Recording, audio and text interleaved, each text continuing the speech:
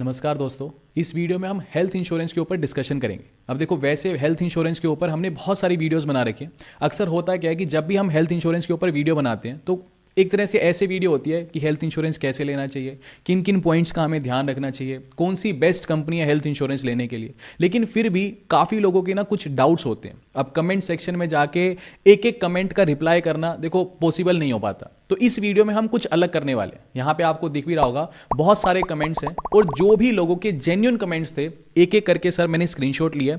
उस सारे के सारे कमेंट्स का जो लोगों के डाउट हैं हेल्थ इंश्योरेंस लेते वक्त, जो लोगों के जेन्युइन डाउट्स आते हैं, वो सिर्फ जो डाउट्स हैं और कमेंट्स जो लोगों के जेन्युइन आए हैं वो एक एक करके मैं यहाँ पे कमेंट पढ़ूंगा।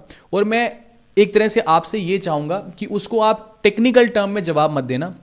देखो होता क्या है सर, आपका रोज का काम है, आप पिछले एक तरह से 12-15 साल से हेल्थ इंश्योरेंस सेगमेंट में काम कर रहे हो। तो कई बार क्या होता है कि आपके लिए बड़ा नॉर्मल होगा कि प्री एग्जिस्टिंग डिजीज बोल दी। तो मैं लेकिन चाहूंगा कि आप जो भी डाउट आए उसको पहले लेमैन लैंग्वेज में समझाना कि ये होता क्या है, और फिर उसका कमेंट का जो भी डाउट है उसका हम आंसर करने की कोशिश करेंगे। मगर ये जो जितने भी कमेंट्स है ना, ये एक तरह से आप पकड़ के चलो कि ये जब सारे कमेंट्स डिस्कस कर लेंगे हम, तो एक बहुत क्लैरिटी और ज्यादा हेल्थ इंश्योरेंस में लोगों को मिलेगी। ठीक है, तो बिल्कुल स्टार्ट करते हैं। एक एक करके मैं आपके सामने कमेंट पढ़ूंगा और लेमन लैंग्वेज में मैं आपसे रिक्वेस्ट करूंगा कि आप लोगों के जो डाउट्स हैं वो क्लियर करें। ठीक है, चलिए मेरा जो पहला कमेंट है, जैसा कमेंट लिखा हुआ as it is without a change मैं यहां पे कर रहा हूं। ठीक है, हमारी जो भी पुरानी वीडियोस थी उस पे लोगों ने काफी वीडियोस को अप्रिशिएट भी किया, पर साथ साथ कुछ डाउट है। तो पहला कमेंट ये है कि बेस्ट वीडियो, लेकिन उसके आगे लिखा है कि भैया ये बताओ अगर किसी का बाय बर्थ 1 किडनी हो तो वो प्री एग्जिस्टिंग डिजीज, यहां पीईडी लिखा है, प्री एग्जिस्टिंग डिजीज के अंडर आएगी या नहीं आएगी,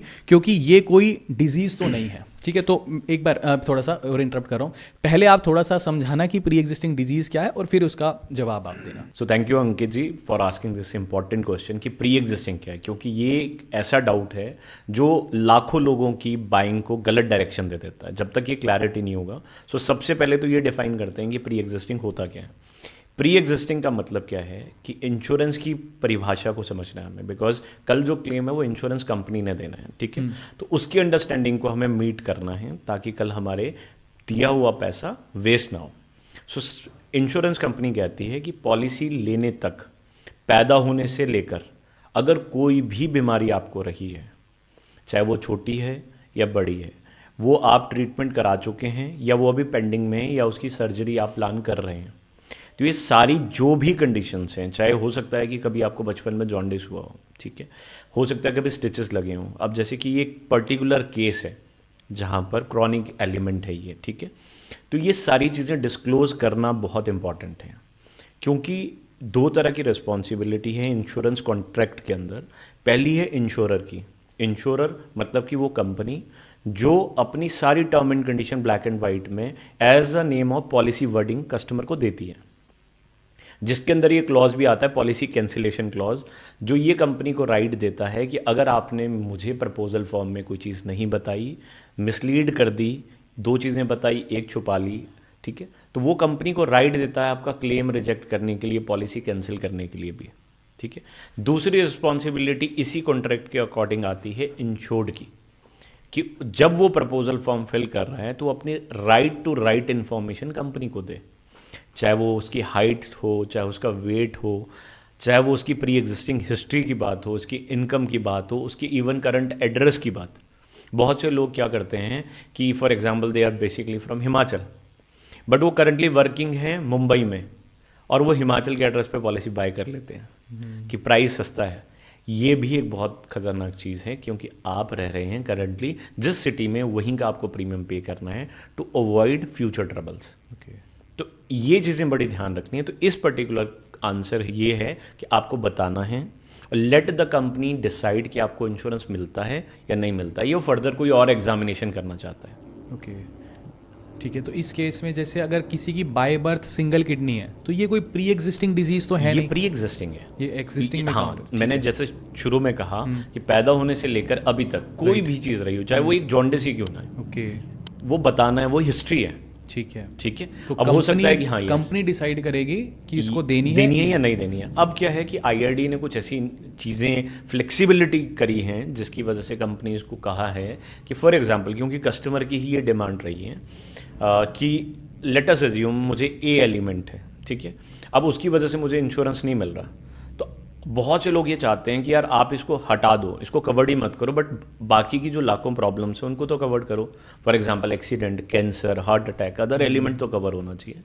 तो कंपनीज ने ये भी ऑप्शंस दिया है। कुछ कंपनीज परमानेंट एक्सक्लूजन के साथ पॉलिसी दे देती है कि इस केस में पर्टिकुलरली किडनी से रिलेटेड कोई भी प्रॉब्लम होगी वो कंपनी कवर्ड नहीं करेगी और रेस्ट ऑफ द एलिमेंट को कवर्ड करेगी। एक ऑप्शन ये बनता है। ठीक है। दूसरा ऑप्शन शायद बन सकता है जिसकी प्रोबेबिलिटी सिर्फ 10% है। वो डिपेंड करेगा कंपनी की अंडरराइटिंग पे, राइट, कि उनको पॉलिसी मिलेगा या नहीं मिलेगा। तो आपको वहाँ पर क्या सबमिट करनी है, अपनी सारी रिपोर्ट, लाइक अल्ट्रासाउंड की रिपोर्ट, ताकि किडनी जस्टिफिकेशन हो सके, आपका kidney function test, serum creatinine, और फर्दर कंपनी कोई और टेस्ट भी आपसे डिमांड कर सकती है जिसके बिहाफ पे आपको ये पता चल पाएगा कि आर यू एलिजिबल और नॉट। बट इस पर्टिकुलर केस में probability is very less।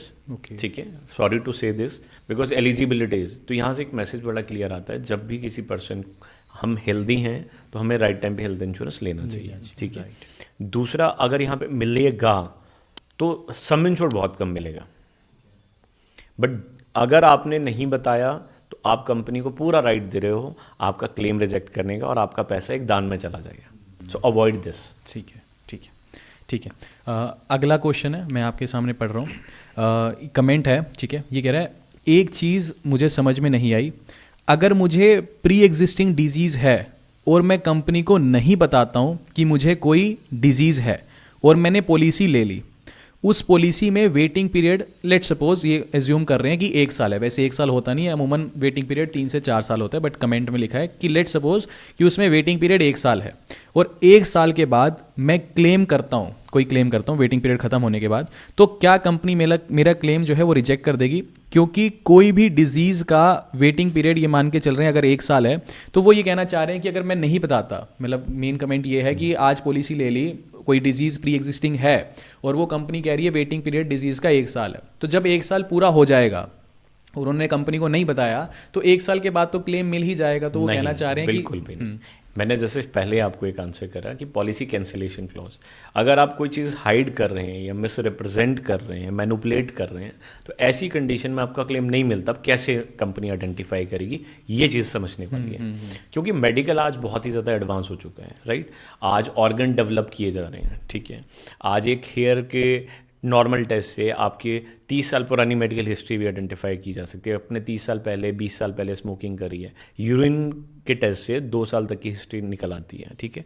Medical में ऐसी ऐसी एडवांसमेंट हो चुकी हैं कि आपको छुपाना हमेशा महंगा ही पड़ेगा। बेटर है आप डिक्लेयर करें और ये रिस्क कभी भी मत लें, ना ही किसी की बात पे आएँ। अगर आपको कोई बेचने वाला भी मैनिपुलेट करता है कि मत बताओ, शायद लग जाएगा, तुक्के वाला टाइम नहीं है ये। और आज तो हर कंपनी के पास रॉ डिपार्टमेंट्स है, इन्वेस्टिगेशन डिपार्टमेंट है, वो थर्ड पार्टी कंपनीज को भी हायर करते हैं investigation. For example total transparency there is a company. तो आपको लगेगा कि आप समझदार हो, 2 साल 3 साल बाद आप क्लेम करोगे, नहीं। एक और यहाँ पे मैनिपुलेशन और भी की जाती है, जो लोग मिस सेलिंग करते हैं, ठीक है। ऐसे कस्टमर्स खुद अलाउ करते हैं, उन लोगों को चांस देते हैं बेचने का गलत तरीके से। अब मॉडिटोरियम पीरियड होता है एक, आपने सुना होगा कि हेल्थ इंश्योरेंस में कहते हैं कि 5 साल बाद कंपनी कोई क्लेम रिजेक्ट नहीं कर सकती। तो उसको कैसे मैनिपुलेट किया कि 5 साल बाद आपका सारा क्लेम मिलेगा। बट मॉडिटोरियम पीरियड की real time definition as per IRDA क्या है कि 2 कंडीशन में आपका क्लेम रिजेक्ट किया जा सकता है। एक है परमानेंट एक्सक्लूजन्स, जो कंपनी ने ऑलरेडी लिस्टेड किए हैं, ठीक है। दूसरा है फ्रॉड का केस। ओके। अब कंपनी फ्रॉड किसको मानेगी? यही कि अगर आपने कुछ झूठ करा है, छुपाया है कुछ। अब देखिए क्या है कि सेल्स करने वालों की साइकोलॉजी डिफरेंट है, अंडरराइटर की साइकोलॉजी डिफरेंट है और क्लेम देने वाली की साइकोलॉजी डिफरेंट है। तो क्लेम डिपार्टमेंट डिफरेंट है। तो क्लेम डिपार्टमेंट का पहला काम क्या है? ये रीज़न आइडेंटिफाई करना कि कहाँ से वो क्लेम रिजेक्ट कर सके। और आप तो यहाँ पे डायरेक्ट रीज़न देना चाह रहे हैं, सो आपको क्लेम नहीं मिलेगा। बेटर है ट्रांसपेरेंसी के साथ आप अपना प्रपोजल फिल करें। ठीक है, ठीक है। काफ़ी लोग इंस्पायर हो जाते हैं ना वो रील्स देख करके कि India is not for beginners. वो सोचते हैं कि बड़ा आसान है, कंपनी को पागल बना देंगे। खैर चलो, अगला कमेंट है, ये कह रहे हैं सर मेरी फैमिली में सिस्टर 16 ईयर्स की हैं, मैं 19 की, पापा 55 के हैं और मदर 39। आपके वीडियो से मुझे बहुत कुछ समझ आ गया, थैंक यू सर। बट मैं कंफ्यूज्ड हूँ कि ICICI का फैमिली फ्लोटर लूँ या दोनों बहनों का अलग अलग और मम्मी पापा का अलग अलग टाटा AIG से, क्योंकि पापा को डायबिटीज़ है और मम्मी को BP। प्लीज़ एक्सप्लेन कर दीजिए। सो सबसे पहले तो बहुत ही वाइज थॉट प्रोसेस है इनका, ठीक है। तो कॉन्ग्रेचुलेट करना चाहूँगा कि जो इस ग्राउंड लेवल पे सोच पा रहे हैं कि क्या मैं इंडिविजुअल लूँ या फैमिली फ्लोटर लूँ। राइट। अगर आप अफोर्ड कर सकते हैं तो 100% आपको इंडिविजुअल अपना लेना चाहिए, सिस्टर का इंडिविजुअल होना चाहिए और आपके पेरेंट्स का अपना होना चाहिए एज अ फैमिली फ्लोटर, ठीक है।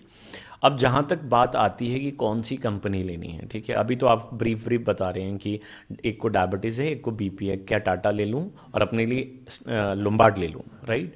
तो IC से लेना बेटर रहेगा या नहीं रहेगा, तो ये कहना तब तक मुश्किल है जब तक हम थोड़ा और ज़्यादा डीप डाइव ना करें। जैसा कि मैंने कहा, पैदा होने से लेकर अभी तक और भी एलिमेंट्स हो सकते हैं, ठीक है, जो कि हमें कई बार याद नहीं रहते हैं, ठीक है। अभी हाल फिलहाल में मैं आपको एक एग्जांपल देता हूँ। एक क्लाइंट थे जिन्होंने मुंबई से हमें कनेक्ट किया और उनको कुछ महीने पहले एक अच्छा टर्म प्लान 3 करोड़ का सेल कर दिया गया, हेल्थ इंश्योरेंस 1 करोड़ की सेल कर दी गई और उनका बचपन में, मतलब कि आज से 15 साल पहले उनका जो प्रॉब्लम था वो था कि उनको ब्लड थिनिंग का इशू हो गया था, ठीक है। और ऐसी कंडीशंस को बताया ही नहीं, पॉलिसी कर दी, ना पूछा, पूछने वाले ने पूछा नहीं, बताने वाले ने बताया नहीं, ठीक है। और वो कॉन्ट्रैक्ट तो मिसलीडिंग हो गया था और हर साल आप 1 लाख रुपए प्रीमियम पे कर रहे हैं, तो ये सीधा डायरेक्टली वेस्ट हो जाता है। तो थोड़ा डीप डाइव करना बहुत ज़रूरी है।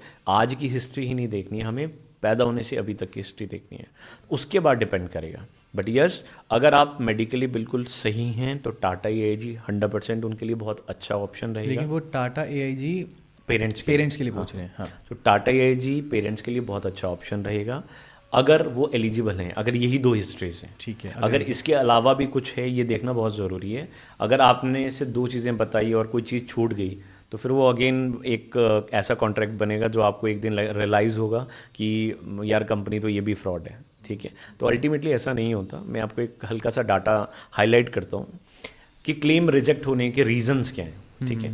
तो जिसमें 41% जो क्लेम रिजेक्ट होते हैं उसका मेजर रीज़न रहता है आपका नॉन डिस्क्लोजर, जहां आपने पॉलिसी लेते टाइम कुछ चीज़ें नहीं बताई या बिल्कुल ही कुछ नहीं बताया, ठीक है, ठीक है। 31% के आसपास ऐसे क्लेम रिजेक्ट होते हैं जहां पर पूरी डॉक्यूमेंटेशन ही नहीं हो पाती, अनप्रोफेशनल लोगों से आपने पॉलिसी ले लिया, और 12% ऐसे भी क्लेम रिजेक्ट हुए हैं जहां पर डॉक्यूमेंट्स तो बाद की बात है, क्लेम ही इंटीमेट नहीं किया गया टाइम से, क्योंकि क्लेम रिम्बर्समेंट पे जब जाते हैं तो 30 डेज के अंदर अंदर हमें क्लेम करना पड़ता है रजिस्टर, और कुछ कंपनीज में तो 7 डेज है, कुछ में 15 डेज है। तो इसीलिए एक इम्पॉर्टेंस आ जाती है कि आप एक राइट कंसल्टेंसी लें, फिर उसके बाद आप डिसाइड करें कि आपके लिए फ्यूचर में क्या बेस्ट रहेगा, क्योंकि इंश्योरेंस आज का कॉन्ट्रैक्ट तो नहीं है, ये तो फ्यूचर की बात है। अब यहाँ पे नेक्स्ट क्वेश्चन है, आपने कंज्यूमेबल्स को तो कवर ही नहीं किया, जो हमने लास्ट वीडियोस कुछ बनाई उसमें शायद कंज्यूमेबल्स रह गया होगा, तो इनका डाउट है आपने कंज्यूमेबल्स को तो कवर ही नहीं किया जबकि ये बहुत ज़रूरी है। इनका कहना है कि 50,000 के बिल में मुझे 10,000 रुपये कंज्यूमेबल्स का भरना पड़ा था, इस वजह से कंज्यूमेबल्स के हिसाब से भी एक वीडियो बनाए। तो कंज्यूमेबल्स होता क्या है और इनका क्या डाउट है? सो thank you so much for asking this very very important question, ठीक है।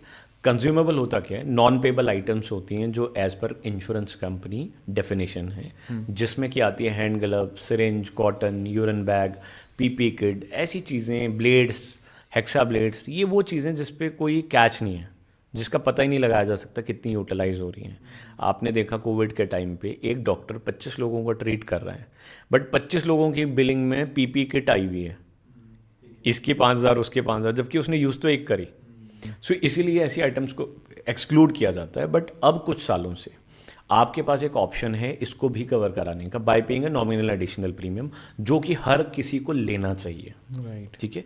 अब जैसे इस पर्टिकुलर केस में इन्होंने हाईलाइट किया कि 50,000 के क्लेम में 10,000 इनको पे करना पड़ा, दैट मीन्स 20% कॉस्ट। ये तो एक छोटा सा क्लेम था। अगर परमात्मा ना करे कोई बड़ा क्लेम हो 50 लाख का, 1 करोड़ का, कैंसर जैसा हो, या कोई मेजर एक्सीडेंट हो, तो उस सिचुएशन में तो आप कहाँ फंस जाओगे।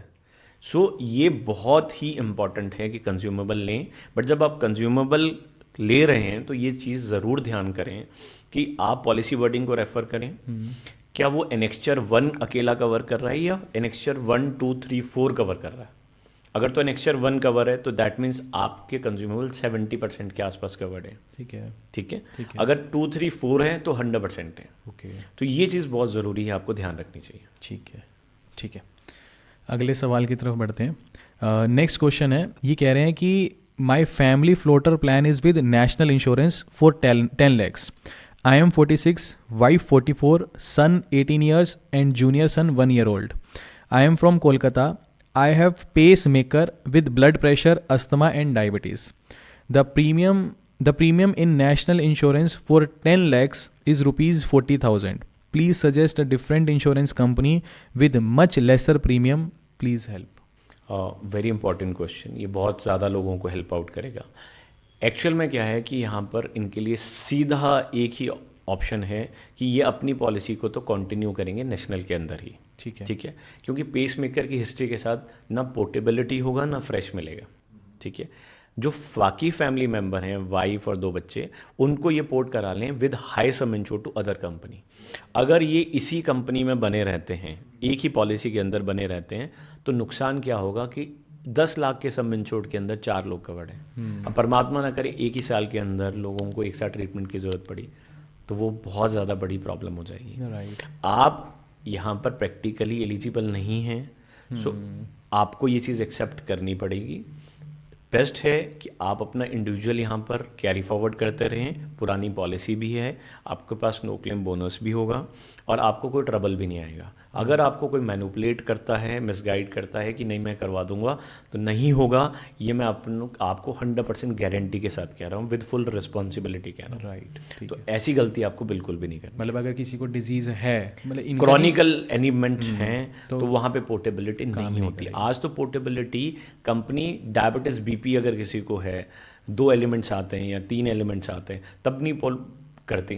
ठीक बात है। और करती है तो बहुत ज़्यादा लोडिंग चार्ज करती है और लोडिंग लाइफ लॉन्ग रहती है। तो बेटर है जहाँ चल रहा है वहीं पे ही चलते रहना चाहिए। चलिए अगला क्वेश्चन ये है, कह रहा है कि there is only policy just for ICICI bank holders health shield 360, ये पॉलिसी का नाम है। इसके आगे कह रहे हैं कि they are giving 50 lakhs cover at a very cheaper price. Is there any catch or is there some issues in the policy or can I buy this policy or not? So जैसा कि आपने word use किया इन्होंने comment section में, cheaper policy, तो cheaper policy insurance में सबसे रिस्कीज होती है. ठीक है, it's always to buy a right insurance. ठीक है, ये जो पॉलिसी है ये एक बैंक कॉन्ट्रैक्ट पॉलिसी है. It is same like a group mediclaim insurance. ठीक है, जो कि सिर्फ बैंक कस्टमर के लिए है. और ये कॉन्ट्रैक्ट जब डिसकंटिन्यू होगा तो ये पॉलिसी नल एंड वॉइड होगी. दूसरा, ये पोर्ट नहीं होती. अब कुछ गाइडलाइंस आई हैं IRDA जहाँ पे कहता है कि आप बैंक की पॉलिसी को पोर्ट कर सकते हो. ठीक है, बट ऐसी पॉलिसीज़ जो कि रिस्क कैरी फॉरवर्ड करके आ रही हैं उनको कंपनी एक्सेप्ट नहीं करती, क्योंकि उनकी खुद की अंडर राइटिंग गाइडलाइंस होती हैं. ठीक है, तीसरा जो सबसे बड़ा रिस्क है अभी, तो जिस वजह से आप ये पॉलिसी आपको अट्रैक्ट कर रही है वो प्राइस, सस्ता प्राइस. ठीक है, अब फॉर एग्जांपल कि इस ग्रुप के अंदर 1 लाख कस्टमर हैं और इस साल में सिर्फ 50,000 लोग या 10,000 लोग क्लेम करते हैं. अब वो claim amount collected premium amount से दुगना या तिगना होना ही है. तो आपका प्रीमियम भी वैसे ही बढ़ता रहेगा. और उस टाइम आप पोर्ट भी नहीं कर पाओगे. नहीं कर पाएंगे. कि अगर आज किसी को 10,000 की मिल रही है, 5 साल बाद ये 40,000 की कर दें, आप तो फंस गए. जो लोग तो मेडिकली फिट हैं वो तो शायद कर भी पाएंगे. हाँ, लेकिन जो मेडिकली अनफिट हो जाएंगे वो कहाँ जाएंगे. राइट. मतलब पोर्टेबिलिटी तो ज़रूरी है इंश्योरेंस. सो पोर्टेबिलिटी आज जो आपको लग रहा है बहुत इजी चीज़ है, बहुत इजी फैसिलिटी है, नो माय डियर, ये कॉम्प्लिकेटेड होता जा रहा है. आज कंपनीज़ भी ये समझ चुकी हैं कि ये मेरे लिए बहुत ज़्यादा रिस्की है. पोर्टफोलियो सभी को पॉजिटिव रखना है, सभी को प्रॉफिट्स बनाने हैं. ठीक है, प्रॉफिट तभी बन सकते हैं जब उनके पास सही बिजनेस आएगा. और पोर्टेबिलिटी तो एक ऐसा बिजनेस है इंश्योरेंस की गाइडलाइन के अकॉर्डिंग जिसमें डे वन से आपको सब कुछ कवर करना है, सिर्फ एक्सक्लूजन्स को छोड़ के, परमानेंट एक्सक्लूजन को छोड़ के.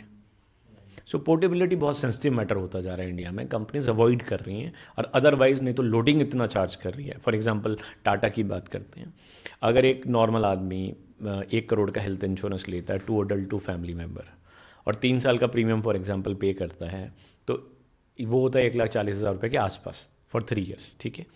अगर वो पोर्टेबिलिटी के थ्रू आ रहा है तो वो 1,90,000 है। राइट राइट, सही बात है। ठीक है, सो पोर्टेबिलिटी का प्रीमियम भी अब चेंज होता जा रहा है क्योंकि रिस्क ज़्यादा है। ठीक बात है। ठीक है, चलो अगले सवाल पे बढ़ते हैं। ये कह रहे हैं Niva Bupa customer service is not reachable, you can't speak to their executive, the number on their website is also not working, I think insurance companies are careless and also IRDAI is unable to regulate them. यहाँ पे problem company की एक थोड़ी सी ज़्यादा क्या है कि particularly इस कंपनी ने ऑपरेशंस को हटाना शुरू कर दिया 2021 के बाद।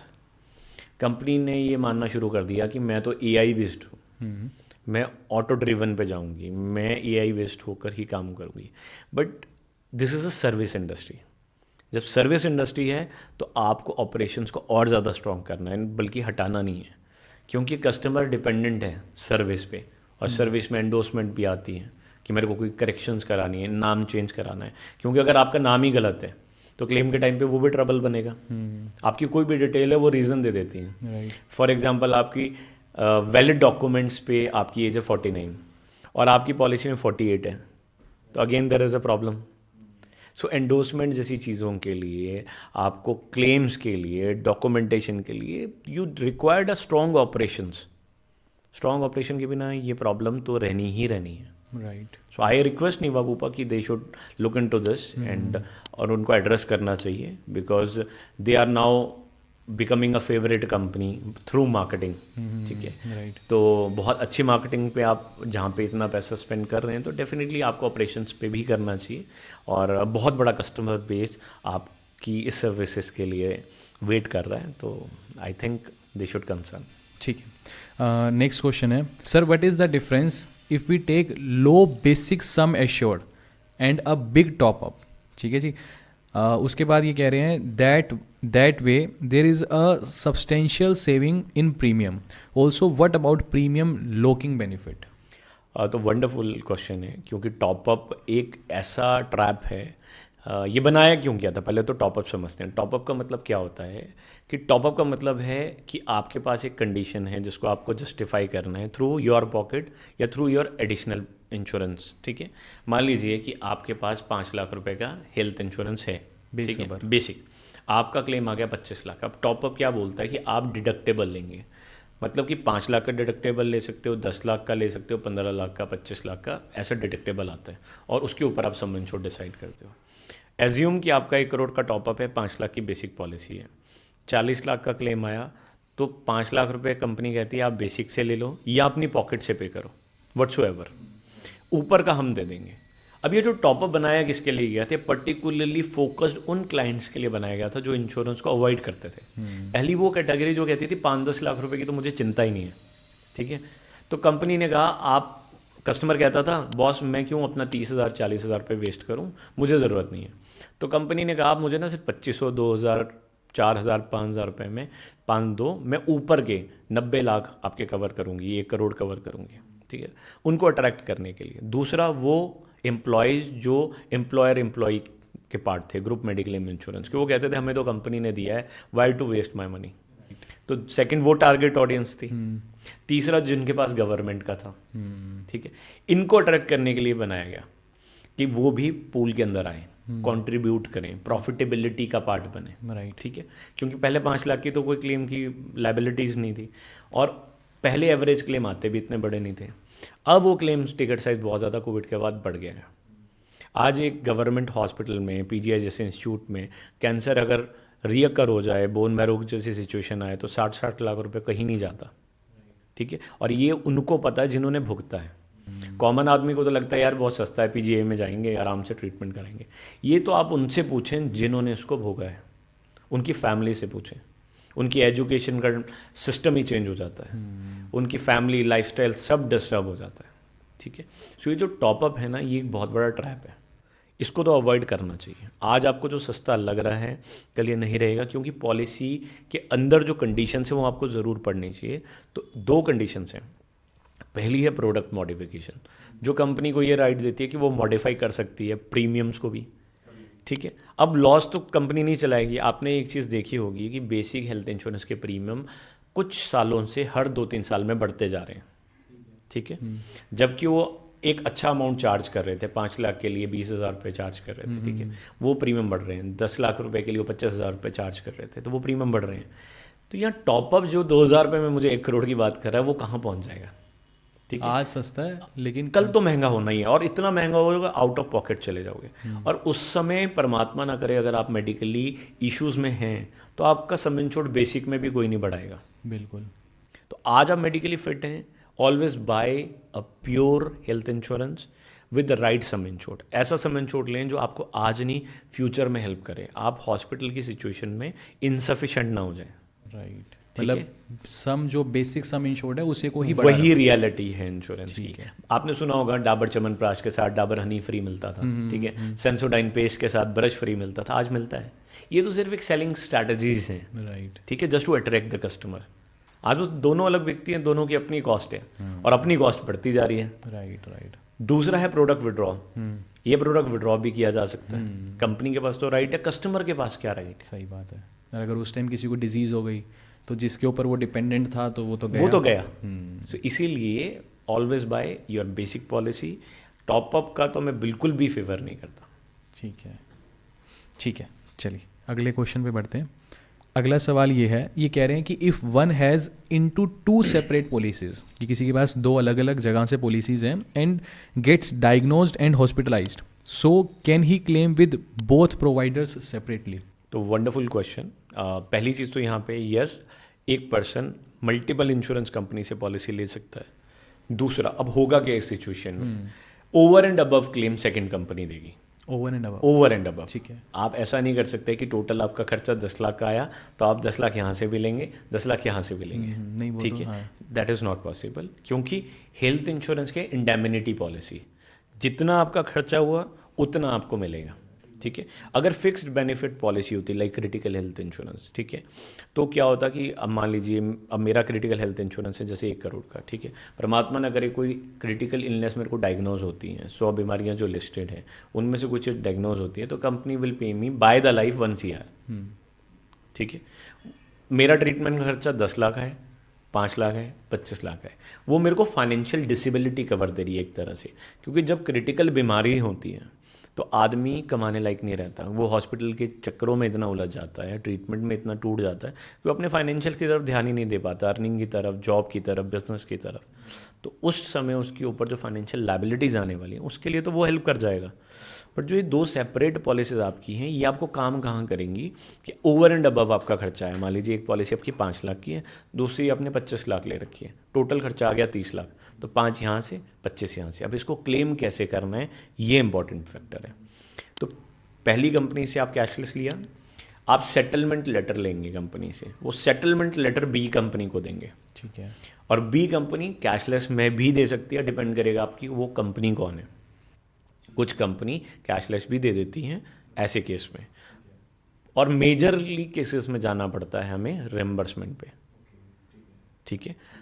अगर आपका सम insured for example A company में 5 लाख था, दूसरे में 25 था, और आपका 30 लाख खर्चा आया, तो एडवाइजेबल क्या है कि ए कंपनी से आप क्लेम ना करें कैशलेस में, बी से क्लेम करें, ठीक है, ताकि आपको 25 लाख की सपोर्ट हो जाए और फाइनेंशियल बर्डन आपके पास सिर्फ 5 लाख का है जिसको आप रिम्बर्समेंट ले सकें, ठीक है। ये that would be the best way. ठीक है जी। नेक्स्ट क्वेश्चन ये है, ये कह रहे हैं कि अगर अभी मेरे पास सिंगल पॉलिसी है तो मैं उसे शादी के बाद फैमिली फ्लोटर में कन्वर्ट कर सकता हूँ, या अभी ही मुझे फैमिली फ्लोटर लेनी होगी? Wonderful question. इसी के लिए बहुत अच्छी इनोवेशन हेल्थ इंश्योरेंस कंपनी के अंदर हुई हैं इस इंडस्ट्री के अंदर, वो है फ्यूचर रेडी, ठीक है। अब मान लीजिए आज मैं इंडिविजुअल हूँ और मैं ये ऑप्शन ऑप्ट कर लेता हूँ फ्यूचर रेडी, ठीक है। हाँ, फ्यूचर रेडी ये कुछ कंपनीज के अंदर अवेलेबल है। मैंने अगर वो ऑप्शन ऑप्ट कर लिया तो मेरा जो स्पाउस है वो ऐड हो जाएगा विदाउट एनी वेटिंग पीरियड, ठीक है। उसके सारे वेटिंग पीरियड वेव ऑफ होंगे। तो ये एक बेस्ट ऑप्शन है जो लिया जा सकता है। दूसरा, इनका क्वेश्चन था क्या मैं अभी ले सकता हूँ? अभी लेने के लिए भी पॉसिबिलिटी बनी है कि कंपनी कहती है अगर आप लिविंग रिलेशनशिप में फॉर एग्जांपल रहते हैं, ठीक है, तो आप फैमिली फ्लोटर ले सकते हैं। ठीक है। कंपनी ये कहती है इवन कि सेम सेक्स अगर साथ रहते हैं वो भी पॉलिसी लेना चाहते हैं, that can also buy family floater policy, ठीक है। सेम जेंडर के केस में भी ले सकते हैं कि टू अडल्ट की कंडीशन, अदरवाइज हस्बैंड वाइफ है बट दोनों ही अगर सेम जेंडर है हाँ। तो तब भी पॉलिसी ली जा सकती है, ठीक है। एक ऑप्शन ये भी बनता है, ठीक है। पहले क्या होता था कि आप तभी फैमिली फ्लोटर ले सकते थे जब आपकी शादी हो गई है, ऑफिशियल डॉक्यूमेंट आपका है, ठीक है, तो तभी आप ले सकते हैं। बट आज चीज़ें चेंज होती जा रही हैं जो कि अच्छी बात भी है, ठीक है। नेक्स्ट क्वेश्चन है, ये कह रहे हैं, hi I have Niva Bupa policy for last 2 years, now I want to port for new company, in this case will my previous 2 years moratorium period will carry forward to a new porting company, and if I will do migration to hire some assured, will that case moratorium period will also carry forward? बहुत ही important बड़ा technical question है। तो मॉडिटोरियम period क्या होता है, पहले तो मैं ये डिफाइन करता हूँ। IRDA कहता है कि मॉडिटोरियम पीरियड का मतलब है कि 5 साल बाद हेल्थ इंश्योरेंस के अंदर कोई इंश्योरेंस कंपनी आपका क्लेम रिजेक्ट नहीं कर सकती, बट सब्जेक्ट टू 2 कंडीशन में कर सकती है। पहली कंडीशन है कि आपने फ्रॉड ना किया, दूसरी कंडीशन है जहाँ पर कंपनी ने ऑलरेडी बताया है परमानेंट एक्सक्लूजन, वो छोड़कर सब कवर करना पड़ेगा, ठीक है। मॉडिटोरियम पीरियड कस्टमर के फेवर की चीज़ है, ठीक है। अब मॉडिटोरियम पीरियड वाला जो यहाँ पे कॉन्सेप्ट आया कि मैंने नीवा पुपा 2 साल पॉलिसी चलाई 10 लाख रुपए सम इंश्योर्ड में फॉर एग्जांपल, अब आगे जाके मैं उसको 1 करोड़ कराता हूँ, तो जो मॉडिटोरियम पीरियड है वो तो आपका कैरी फॉरवर्ड हो रहा है 10 लाख के लिए, पहली चीज़, ठीक है। वेटिंग पीरियड भी आपके 10 लाख के ही कैरी फॉरवर्ड होंगे। अगर मॉडिटोरियम पीरियड कब एप्लीकेबल होता है, first inception of policy, whatsoever वो सेम कंपनी की है या मल्टीपल कंपनी की है। फॉर एग्जांपल नीवा से पहले भी आपकी कोई अगर कंपनी रहती और अगर आपने उसकी भी डॉक्यूमेंट्स दिए हैं पोर्टेबिलिटी करते हुए, तो डेफिनेटली वो सारे बेनिफिट आपको मिलते, वो वेटिंग पीरियड आपको मिलता। अब दूसरी चीज़ यहाँ पे ये भी बड़ी देखने वाली है कि जब मैं पोर्ट कर रहा हूँ तो मेरा पर्पज़ क्या है, ठीक है। ये नहीं कि आज मुझे इस प्रोडक्ट ने अट्रैक्ट कर लिया, कल और ज़्यादा इनोवेशन होगी, कल आपको कोई और अट्रैक्ट करेगा, तो आप तो पोर्टेबिलिटी खेलते रहेंगे। तो आपको क्या करना है, एक सही कंसल्टेंसी के थ्रू वन टाइम डिसाइड करना है कि long term point of view से मेरे लिए क्या है। अट्रैक्ट और कंफ्यूज करने के लिए तो मार्केट में बहुत सी चीज़ें आती रहेंगी। अल्टीमेटली हेल्थ इंश्योरेंस का जो पर्पस है वो क्या सॉल्व करना है, वो है हॉस्पिटलाइजेशन के चैलेंजेस। आज ऐसा प्रोडक्ट, ऐसी कंपनी हमें लेनी है, ऐसी कंपनी जो रिलायबल है, ऐसा प्रोडक्ट जो मेरे को एफिशिएंटली लॉन्ग टर्म पे पॉकेट फ्रेंडली अमाउंट पे एक अच्छा कवर दे सके, और विद मिनिमम कंडीशंस, जहाँ पे मिनिमम कंडीशन हो। पोर्टेबिलिटी करते रहेंगे, ऐसे खेलते रहेंगे, लोगों को मौका मिलता रहेगा, अल्टीमेटली फिर आप शिकार बन जाओगे। राइट, ठीक है। नेक्स्ट क्वेश्चन यहाँ पे ये है, ये कह रहे हैं कि और एक, ये पुरानी वीडियोस के कमेंट है, ठीक है, उनका उसमें कमेंट आया हुआ है। ये कह रहे हैं कि और एक सबसे इम्पोर्टेंट पॉइंट जो आप मिस कर रहे हो वो ये है कि banking health insurance policy versus individual health policy, which इन्होंने लिखा है विच बेटर, और एक चीज़ आगे लिख रहे हैं, एक चीज़ न्यू पॉलिसी बायर के लिए कंटिन्यू ऑप्शन हम कैसे जान पाएंगे एग्जिस्टिंग पॉलिसी वाले। मतलब इनका सवाल ये है कि ये पूछना चाह रहे हैं मेनली कि बैंकिंग हेल्थ पॉलिसी बेटर है या फिर इंडिविजुअल हेल्थ पॉलिसी बेटर है। डेफिनेटली देखिए क्या है कि बैंक पॉलिसी आज आपको शॉर्ट टर्म के लिए तो बहुत अच्छी लगेगी क्योंकि प्राइसिंग फैक्टर वहाँ पे आ गया, ठीक है, बट लॉन्ग टर्म के लिए अच्छा नहीं है। लॉन्ग टर्म के लिए आपका हमेशा बेसिक हेल्थ इंश्योरेंस थोड़ा सा और एक्सप्लेन करो कि आपकी ना बैंक हेल्थ पॉलिसी क्या होती है और individual health policy. Bank health insurance policies 2 तरीके से सेल होती हैं। एक तो है जो बैंक स्पेसिफिकली डिज़ाइन करता है अपने बैंक कस्टमर्स के लिए, जो कि वो पॉलिसी परचेज कर सकते हैं। इट्स अ ग्रुप पॉलिसी, ठीक है, जिसकी कोई लाइफ लॉन्ग रिन्यूअल गारंटेड नहीं होती है, ठीक है। जब तक वो कॉन्ट्रैक्ट चल रहा है उस इंश्योरेंस कंपनी के साथ वो कंटिन्यू रहेगी, अदरवाइज डिसकंटिन्यू हो जाएगी। जैसे कोई एग्जांपल, फॉर एग्जांपल कि SBI ने अपने एम्प्लॉयज़ के लिए दिया, अपने कस्टमर्स के लिए दिया, ठीक है। पहला उसमें प्राइस बढ़ाना शुरू किया, वो पॉलिसी का प्रीमियम 8,000 से शुरू हुआ, बढ़ते बढ़ते 70,000 पहुँच गया, फिर वो डिसकंटिन्यू पे आ गया, ठीक है। अपोलो म्यूनिक का कॉन्ट्रैक्ट था कुछ बैंक्स के साथ, वो डिसकंटिन्यू हो गया। HDFC के हुए हैं कॉन्ट्रैक्ट, टाटा के प्रोडक्ट के, स्टार के हुए हैं। तो ये प्रोडक्ट्स क्या हैं कि शॉर्ट टर्म पे तो बहुत इजी हैं, ठीक है। अभी अल्टीमेटली IRD ने क्यों अलाउ किया बैंक के थ्रू, इसलिए क्योंकि बैंक के पास सबसे ज़्यादा डाटा है और पेनिट्रेशन पॉसिबिलिटी ही वहीं से हो सकती है, ठीक है, क्यों बैंक आपके गांव-गांव तक पहुंचा हुआ है, ठीक है। रूरल इंडिया भी देखें तो बैंकिंग इज़ अवेलेबल। तो ये मेन मोटिव था कि एटलीस्ट लोगों को जोड़ा जा सके और अवेयर किया जा सके। बट ये प्रोडक्ट बैंक के थ्रू नहीं लेना चाहिए।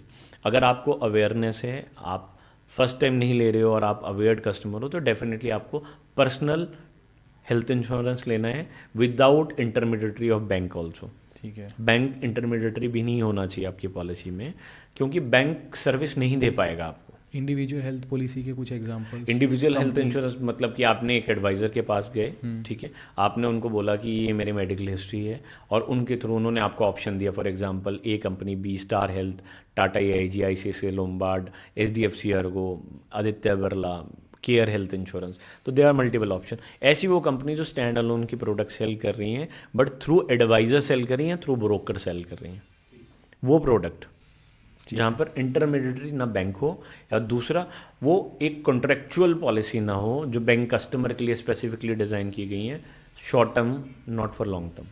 ठीक है।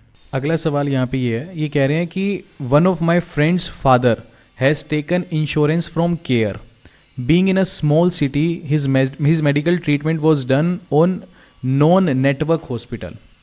When they went for claim, they straightforward rejected the claim, giving reason and claiming fraud claim. ठीक है.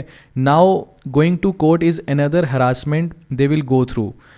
Always remember, go for cashless facility at network hospital.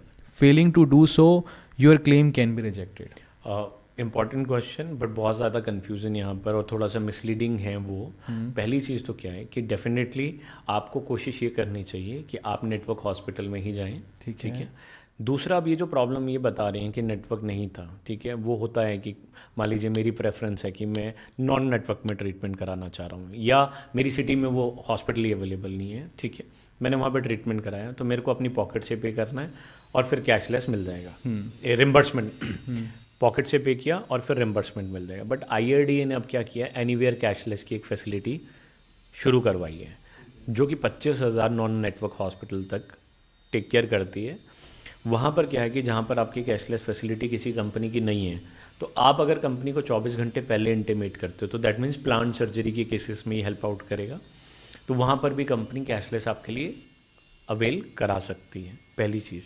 अब दूसरा पॉइंट यहाँ पे इनका ये था कि जो ये मिसलीड हो रहे हैं, उनको लग रहा है कि मेरे नॉन नेटवर्क में गया तो मेरा क्लेम रिजेक्ट हुआ।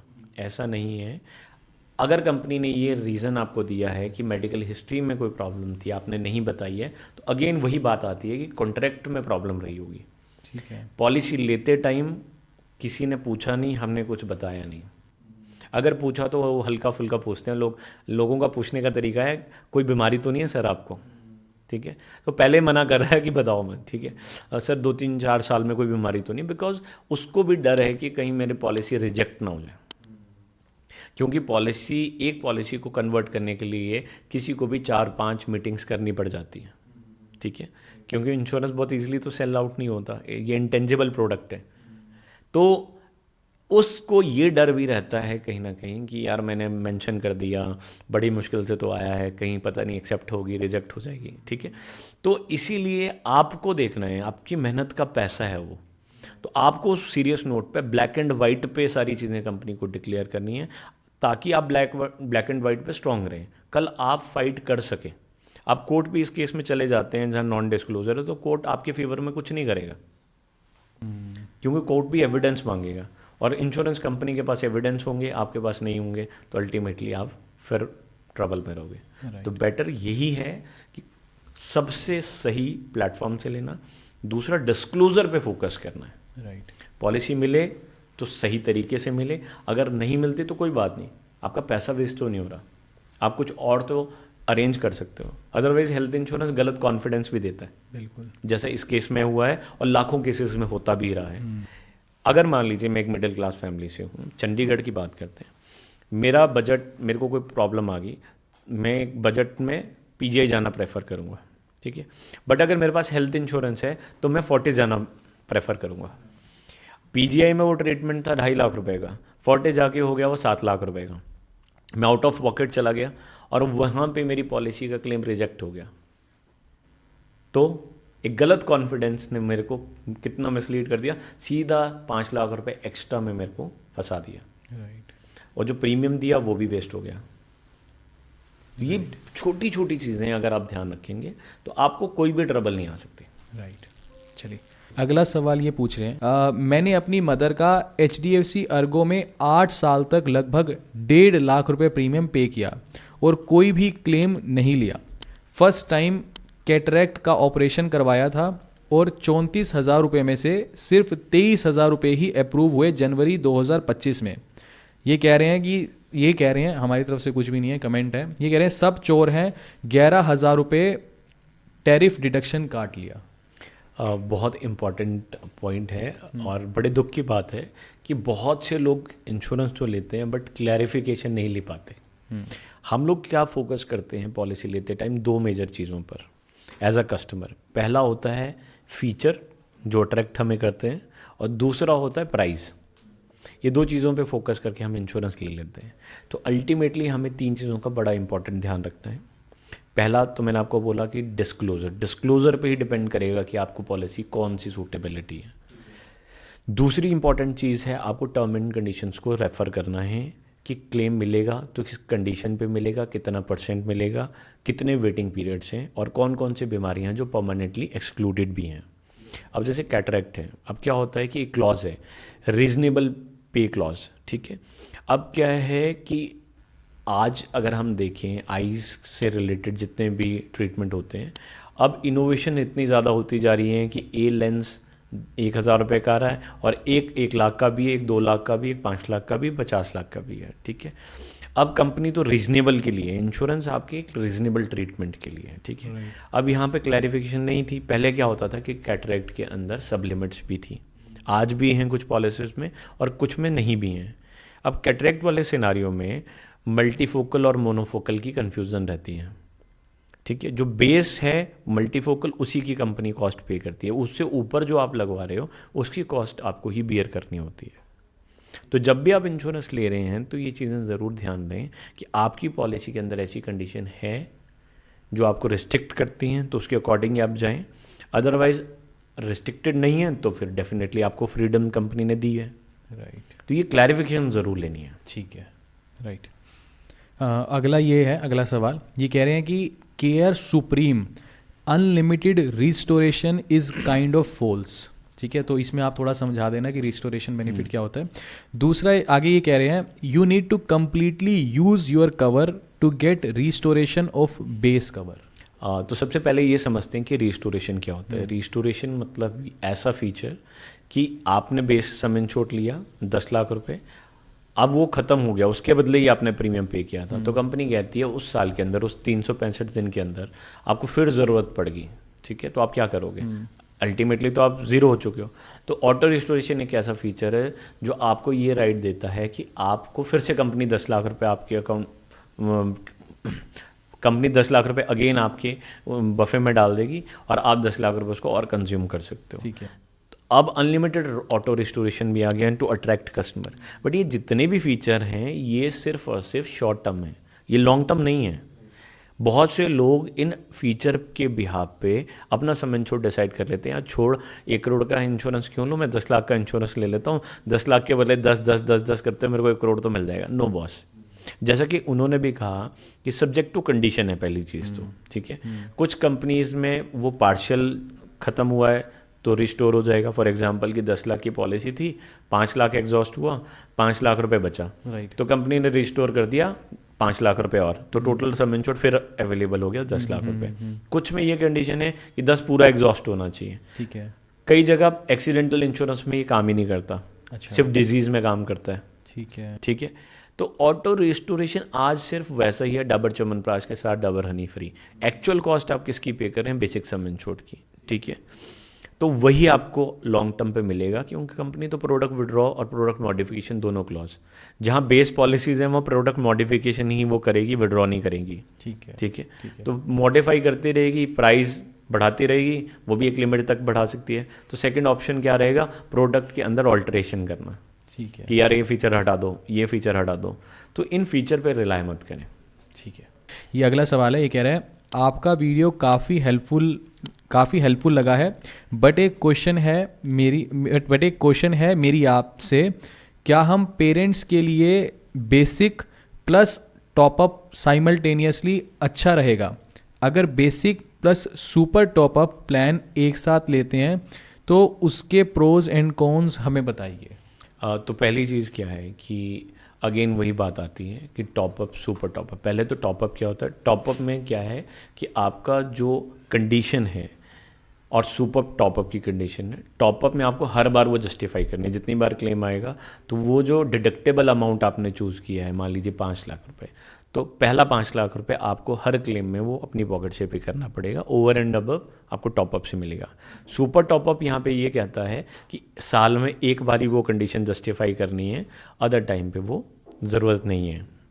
बट ये लॉन्ग टर्म प्रोस्पेक्टिव से रिस्की ही है। अगर आपके पेरेंट्स को सही सम इंश्योर्ड मिल सकता है तो डेफिनेटली करें। एलिजिबिलिटी अगर वो मेडिकली रखते हैं तो हेल्थ बेसिक लेना ज़्यादा बेटर रहेगा। ठीक है। टॉपअप लॉन्ग टर्म पे रिस्की हो सकता है। राइट। किसी एज ग्रुप के लिए भी आप सजेस्ट नहीं है। बस अल्टीमेटली है ना कि 2-3 साल की बात है तो शायद, but there is no guarantee. For example कि अगर आपको सुपर टॉपअप 3 साल का मिल रहा है, ठीक है, तो 3 साल तो वो कॉन्ट्रैक्ट फिर चलना है, ठीक है, हाँ। तो तब तो वो 3 साल के लिए वैलिड है। बट मैं गारंटी नहीं दे सकता कि 4th ईयर पे उसके क्या हालात होंगे, कि उसका प्राइस बहुत ज़्यादा ना हो जाए या प्रोडक्ट ही डिसकंटिन्यू ना हो जाए। तो मैं वो कभी भी एडवाइस नहीं देता जिसको मैं लॉन्ग टर्म पे कमिट नहीं कर सकता। राइट, ठीक है। अगला सवाल ये है, ये कह रहे हैं I just had a question, would be really helpful if you can give some insights on it. So actually my parents have a government medical coverage, my dad being a government employee. Is there any way to transfer or port that to insurance coverage I am planning or buying on them? मतलब वो चाह रहे हैं कि government जो policy government से मिली हुई है उसे ही वो अपनी पर्सनल पॉलिसी में कन्वर्ट या फिर पोर्ट कर सकते हैं क्या? तो क्या होता है, मेजरली क्या होता है कि सेंट्रल गवर्नमेंट की फंडेड स्कीम्स होती हैं, ठीक है, सेंट्रल गवर्नमेंट एम्प्लॉयज़ के लिए या स्टेट गवर्नमेंट की एम्प्लॉयज़ के लिए होती हैं, ठीक है। अगर तो वो गवर्नमेंट स्कीम है वो कभी भी ट्रांसफरेबल नहीं होती, पहली चीज़, ठीक है। अगर कोई डिपार्टमेंट है जहाँ पर आपने इंडिविजुअल पॉलिसीज ली है तो डेफिनेटली वो पोर्ट हो सकती हैं। तो पर्सनल अगर पॉलिसी है तो अगर आप अपने पेरेंट्स के लिए पर्सनल पॉलिसी उसके एडिशन में लेने के फेवर में है तो डेफिनेटली आपको लेना चाहिए। लेकिन अगर मान लो कोई प्राइवेट कंपनी में कोई एम्प्लॉय है और कंपनी ने उसे 5 लाख की इंश्योरेंस पॉलिसी लेके दी है तो वो भी हम पर्सनल लेवल पे तो नहीं, मतलब किसी ने अगर मान लो 7-8 साल उस कंपनी में जॉब की तो 5 लाख का उसे वो मिला, अब मान लो वो जॉब ड्रॉप कर रहा है तो फिर वो अपने लिए उसको पर्सनल यूज़ के लिए तो कंटिन्यू नहीं कर सकता ना। तो देखिए क्या है, पहली चीज़ तो क्या है कि जब भी आप कंपनी के अंदर हैं, पहला तो एडवांस में प्लानिंग करना हमेशा है। Insurance is not for today, insurance is always for future, ठीक है। अब मान के चलते हैं जैसे आपका कंडीशन, आपने कहा कि 7-8 साल से वो जॉब कर रहा है और उनको उनके पेरेंट्स के लिए ग्रुप इंश्योरेंस मिला था। अब कुछ ऐसी ग्रुप इंश्योरेंस भी हैं जहाँ पर 4 साल बाद आप उसको रिटेल में कन्वर्ट करा सकते हैं with in a same company. Okay, ठीक है, ठीक है। तो एक ऑप्शन तो ये है कि आपको ये चेक करना है अपने HR और उस एग्जिस्टिंग कंपनी के थ्रू कि क्या वो राइट्स आपके पास हैं, आप, क्योंकि ये टेलर मेड इंश्योरेंस होता है। अगर तो वो राइट्स आपके पास हैं तो उसको डेफिनेटली आप कन्वर्ट कराएं रिटेल में, फिर उसको लॉन्ग टर्म में आप चेंज करा लें किसी और कंपनी में। अगर कोई मेडिकल हिस्ट्री है तो बिल्कुल नहीं छेड़ना है, ठीक है। बट अगर आप अभी नए एम्प्लॉय हैं, ठीक है, और अभी आप सोच रहे हैं कि मुझे क्या करना है, क्योंकि अल्टीमेटली पेरेंट्स वाली कॉस्ट आपकी सैलरी से ही जाती है, तो ज़्यादा बेटर है कि आप अपना पॉलिसी खुद ही लें और इंडिविजुअल पॉलिसी लें सही सम इंश्योर्ड के साथ। अगर आपको लग रहा है कि प्राइस बहुत ज़्यादा हो रहा है तो आप बेसिक पॉलिसी के अंदर भी डिडक्टेबल के ऑप्शन आते हैं छोटे छोटे, जैसे 25,000, 50,000, 10,000, 1 लाख। तो वो छोटा सा एक डिडक्टेबल आप ले लो जिससे आपको एक डिस्काउंट अच्छा कंपनी दे देती है, जिससे आपके ऊपर प्रीमियम पे लोड भी नहीं आएगा और वो रिस्क भी नहीं रहेगा टॉपअप वाला। राइट, ठीक है। आगे बढ़ते हैं अगले सवालों की तरफ। अब अगले जो कमेंट्स हैं, ये 3 कमेंट्स का इकट्ठा स्क्रीनशॉट मैंने ले लिया, ठीक है। जो मैंने लास्ट वीडियो बनाई थी उसके अंदर मैंने केयर सुप्रीम कंपनी के बारे में डिस्कशन नहीं किया था, तो 3 कमेंट्स हैं, तीनों पढ़ रहा हूँ मैं, ठीक है। पहला ये है, अच्छा दूसरी चीज़, ये कमेंट्स हैं सिर्फ, इसमें किसी भी कंपनी का हम कोई फेवर नहीं कर रहे, ना ही किसी कंपनी को हम रिकमेंड कर रहे हैं, वो आपकी चॉइस है। मेन हमारा यहाँ पे इस वीडियो का काम ये है कि हेल्थ इंश्योरेंस के जो सवाल हैं उसके ऊपर, ठीक है। तो ये पहला कह रहे हैं कि केयर सुप्रीम के बारे में स्पेशल वीडियो बनाओ सर, इसके बारे में जानकारी दें। पहला ये कमेंट है। दूसरा ये कह रहे हैं भैया आपने care insurance company insurance information add क्यों नहीं किया भैया, आप बोलो मैसेज, ठीक है। तीसरा ये कह रहे हैं मतलब कि सर आपने केयर हेल्थ इंश्योरेंस को अपने पोर्टल में नहीं रखा जबकि इसके फीचर्स तो बहुत अच्छे हैं। तो मतलब ओवरऑल ये जो 3-4 कमेंट्स हैं ये केयर हेल्थ इंश्योरेंस का फेवर कर रहे हैं। तो आपके इस पे क्या विचार हैं? तो पहला है कि अगर आप जानना चाहते हैं कि केयर हेल्थ इंश्योरेंस कैसा है, सुप्रीम कैसा है, उनका भी एक अल्टीमेट प्लान करके आया है, तो आप हमारे चैनल पे जाके भी वो वीडियो देख सकते हैं। उसका डिटेल रिव्यू किया है, जेन्युइन वाला, ठीक है। अब ये कहना मुश्किल है क्योंकि क्या है कि कोई भी कंपनी आपकी मेडिकल हिस्ट्री पे ही डिपेंड करती है, पहली चीज़, ठीक है। कुछ के लिए केयर अच्छा होगा, किसी के लिए टाटा अच्छा है, किसी के लिए लोम्बार्ड अच्छा है। डिफरेंट पैरामीटर्स पे चीज़ें देखनी होती है। फाइनेंशियल्स देखना बहुत ज़रूरी है। लॉन्ग टर्म प्रीमियम्स कैसे हैं कंपनी के, क्योंकि 60 के बाद आपकी अर्निंग ड्रॉप करती है और आपका रिस्क ऑफ मेडिकल बढ़ जाता है, ठीक है। उस टाइम पे क्या मेरे लिए कंपनी फेवरेबल हो रही है, नहीं हो रही है। प्रीमियम हर कंपनी के बढ़ने हैं, ठीक है, बट लॉन्ग टर्म पे बढ़ेंगे तो मार्जिनली। बट आज के ही हिसाब से अगर किसी की 65 की एज पे 10 लाख का प्रीमियम 1 लाख है और बी कंपनी का 80,000 है और सी का 65,000 है, तो ये फैक्टर देखना बहुत ज़रूरी है, ठीक है। 65 वाला मार्जिनली बढ़ाएगा, 1 लाख वाला भी मार्जिनली बढ़ाएगा। So particularly care Health insurance या कोई कंपनी के बारे में कहना मुश्किल है, but yes care is also doing extremely well. Care Health insurance का छोटा सा इंट्रोडक्शन अगर आपको दूँ तो पहले ये रेलिगर हेल्थ इंश्योरेंस थी। केयर हेल्थ इंश्योरेंस एकलौती इंडिविजुअल ऐसी इंश्योरेंस कंपनी है हेल्थ इंश्योरेंस जिसका कोई री इंश्योरेंस नहीं है। री इंश्योरेंस कोई भी नहीं है। री इंश्योरर क्या होता है कि एज पर IRDA जो इंडिया में कंपनी काम कर रही है उसको बैकअप में एक कंपनी रखनी होती है। जैसे टाटा AIG, टाटा इंडिया का ब्रांड है, AIG अमेरिकन है, ठीक है। ICICI Lombard, star health and allied insurance, ठीक है। तो ये हर कंपनी के साथ बैकअप रहता है ताकि अगर इसका दिवालिया उठ जाए तो फाइनेंशियली इंडिपेंडेंट कंपनी केयर अपने आप को मानता है, तो वो एक चीज़ अच्छी है। सॉल्वेंसी मार्जिन 1.71 के आसपास रहता है। इंडियन कंपनी है, इंडियन है, सारी इंडियन कंपनी होती है, सारी इंडियन कंपनी है। बट ये एक ऐसी है कि जिसका FDI 0 है, FDI 0 है, राइट, ठीक है। कोई foreign direct investment, Indian investment है, जो भी है, राइट। कुछ जगह केयर बहुत सूटेबल हो जाती है बट कुछ जगह नहीं होती सूटेबल, ठीक है, राइट। तो मतलब हर किसी को अपनी नीड बेस करना है, ठीक है। और एक चीज़ और है, सर का खुद का भी अपना जो है प्रॉपर एक चैनल है जहाँ सर इंश्योरेंस से रिलेटेड जो है सारी वीडियोस डालते हैं। तो जो सर के चैनल का लिंक है वो भी मैं आपको डिस्क्रिप्शन बॉक्स में दे दूंगा। मैं आपसे रिक्वेस्ट करूंगा कि वो चैनल भी आप सब्सक्राइब करें और जो सर डायरेक्ट इन्फॉर्मेशन इंश्योरेंस से रिलेटेड, क्योंकि सर पिछले 12-15 साल से इसी फील्ड में ही काम कर रहे हैं, तो वहाँ पर आपको जो है बहुत अच्छी इन्फॉर्मेशन देखने को मिलेगी। और यहाँ पे इस वीडियो को हम ख़त्म करेंगे। इन केस अभी भी कुछ डाउट्स आपके हैं तो आप नीचे कमेंट करना। सर विल ऑल्सो ट्राई कि वो हर कमेंट का आंसर कर सके और मैं भी अपनी तरफ से कोशिश करूँगा कि जितने ज़्यादा कमेंट्स के हम आंसर कर सकें। और कमेंट्स जब आप करोगे तो उससे फिर कई बार क्या होता है कि अच्छे कमेंट्स जब आते हैं तो फिर हम एक अलग से सेपरेट वीडियो भी बना सकते हैं। अगर आपको ये वाली वीडियो अच्छी लगी और लगा कि हाँ काफ़ी इन्फॉर्मेटिव वीडियो थी, तो मैं आपसे ये भी रिक्वेस्ट करूंगा कि प्लीज़ वीडियो को लाइक ज़रूर करना और सर के लिए या फिर वीडियो के ऊपर कुछ भी एक पॉजिटिव कमेंट ज़रूर करना। इससे जो है हमें बहुत ज़्यादा मोटिवेशन मिलता है। तो अभी के लिए this is the end of the video. Thanks for listening and thank you all.